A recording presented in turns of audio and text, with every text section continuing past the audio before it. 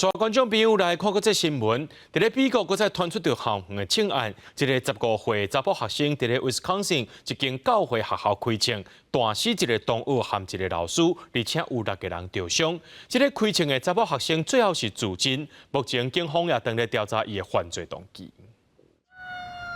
威斯康星州府麦迪逊一间私立教会学校，当地时间16早起11点传出枪声，一个小学2年学生囡仔随报案，警方加救护车赶到现场支援。They arrived to find multiple people suffering from gunshot wounds. 3 people, including the shooter, are dead.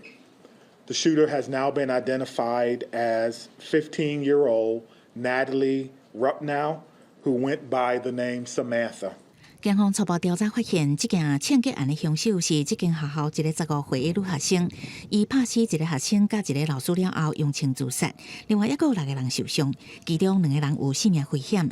警方伫现场找到一支底枪，若嫌犯的亲人当地配合调查。这间教会学校为幼儿园到高中，差不多有400学生囡仔，因为后礼拜耶诞假期就要开始放假，这个时阵发生这种危险的代志，引起家长的惊吓，赶紧来学校甲囡仔接转厝。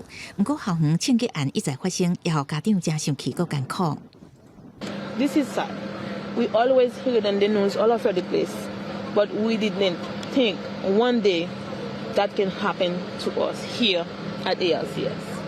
This is so tragic and heartbreaking.